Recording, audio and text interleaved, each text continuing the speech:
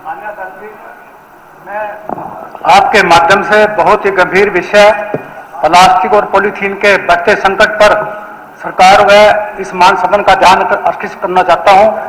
यह एक ऐसा विषय है जो न केवल पर्यावरण से संबंधित है, बल्कि यह जन स्वास्थ्य, कृषि, पशुधन, स्वच्छता और आने वाली पीढ़ियों के विषय से जुड़ा हुआ है। मैं यहाँ पर माननीय प्रधानमंत्री नरेंद्र मोदी जी का भी हृदय से आभार प्रकट करता हूँ, जिन्होंने स्वच्छ भारत मिशन के माध्यम से पूरे देश में स्वच्छता के लिए जन आंदोलन चलाने का काम किया है। उनके नेतृत्व में स्वच्छता एक सरकारी कार्यक्रम न रह करके जन आंदोलन बना। उन्हीं की प्रेरणा से आज प्लास्टिक मुक्त भारत और प्लास्टिक मुक्त हरियाणा की दिशा में निर्णायक कदम उठाने की आवश्यकता है। माननीय अध्यक्ष जी, मैं यहाँ पर माननीय मुख्यमंत्री नरसिंह सैनी जी के नेतृत्व की सराहना करना चाहता हूँ, जिनके मार्गदर्शन में हरियाणा निरंतर विकास और सुशासन की दिशा में आगे बढ़ रहा है। अब समय आ गया कि हरियाणा पर्यावरण संरक्षण के क्षेत्र में भी देश का अग्रणी राज्य बने। माननीय अध्यक्ष जी, जहां तक प्लास्टिक और पॉलीथीन का विषय है, अभी माननीय मुख्यमंत्री जी ने और वन मंत्री नरवीर सिंह जी ने, विधायक कृष्ण गहलावत जी ने भी इस विषय पर चिंता करी है। इन्हीं के इन प्लास्टिक पॉलीथीन ने हमारे शहरों और गांवों की सुंदरता को खराब कर दिया है। हमारी नालियां जाम हो रही हैं, सीवरेज व्यवस्था बाधित हो रही है, बरसात में जलभराव की स्थिति उत्पन्न हो रही है, गौवंश व अन्य पशु प्लास्टिक खा करके बीमार हो रहे हैं, हमारी उपजाऊ शक्ति कमजोर हो रही है। अतः यह स्थिति चिंताजनक नहीं बल्कि खतरनाक है। मैं यहाँ पर यह भी बताना चाहूंगा, हरियाणा सरकार ने इस समस्या से निपटने के लिए काफी काम किए हैं, काफी उपाय किए हैं, जिनमें से मुख्य रूप से 50 माइक्रोन से अधिक के प्लास्टिक और पॉलीथीन पर प्रतिबंध लगाना, पॉलीथीन कैरी बैग पर प्रतिबंध लगाना, प्लास्टिक वेस्ट मैनेजमेंट नियम 2016 को लागू करना, 1 जुलाई 2022 से सिंगल यूज प्लास्टिक पर पूर्ण प्रतिबंध लगाना, निरंतर रूप से चालान करना में लगभग 30 लाख से ज्यादा का जुर्माना लगाना। हरियाणा राज्य प्रदूषण नियंत्रण बोर्ड द्वारा नियमित निगरानी एवं जागरूकता अभियान चलाया जा रहा है।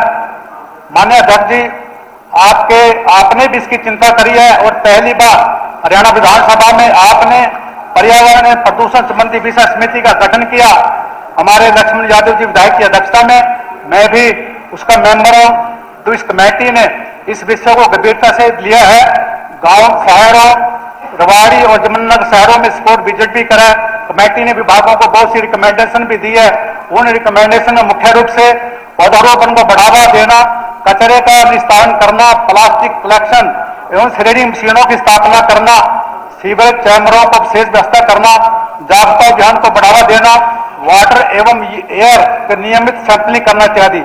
माननीय अध्यक्ष जी, हरियाणा सरकार के इन अथक प्रयासों व आपकी पहल के बावजूद भी यह समस्या जो है खत्म होने का नाम नहीं ले रही है। अतः मैं आपके माध्यम से माननीय सरकार से मांग करता हूं कि सिक्किम राज्य की तर्ज पर सभी प्रकार की प्लास्टिक और पॉलीथीन पर पूर्ण रूप से प्रतिबंध लगाया जाए।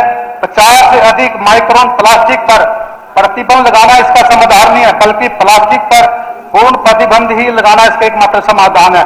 आज हरियाणा की फैक्ट्रियों में पॉलीथीन, मैं मानता हूं पॉलीथीन और प्लास्टिक बनना बंद हो गया, परंतु बाहर से स्टेट से प्लास्टिक की आपूर्ति पे कोई प्रतिबंध नहीं है, जिस कारण हमारे प्रयास सफल नहीं हो रहे हैं। इसलिए हरियाणा की अंतर्राज्यीय सीमाओं पर विशेष जांच दल तैनात किए जाए, ताकि अन्य राज्यों से प्लास्टिक और पॉलीथीन की आपूर्ति भी प्रभावी रूप से लगाई जाए। इसके अतिरिक्त माननीय अध्यक्ष जी, मैं 2-3 मांगे हैं जो पूरे प्रदेश को कवर करती हैं। सबसे पहली मांग मेरी है कि हरियाणा में ग्रुप सी और डी की तर्ज पर क्लास ए और क्लास बी की नौकरियों में पिछड़े वर्ग का स्थायी संरक्षण जो है लागू किया जाए। दूसरा, हरियाणा कर्मचारी आयोग या दूसरा आयोग HPSC जब आयोग है, जब नौकरियां निकालती है, पिछड़े वर्ग के लोग बच्चे इसमें अप्लाई करते हैं, तो उनको बार उनको जो है OBC का सर्टिफिकेट बनाने की जरूरत पड़ती है। ये एक बहुत ही टेक्निकल प्रोसेस है, उसको फॉर्म भरने में प्रॉब्लम आती है। इसलिए मैं चाहूंगा सरकार से इसको कोई सरलीकरण इसका किया जाए, ताकि उनको बार सर्टिफिकेट बनाना चाहिए। अंत में सरकारी स्कूलों में सफाई कर्मचारी व चौकीदारों की खाली पदों को भरा जाए। धन्यवाद। श्री योगेंद्र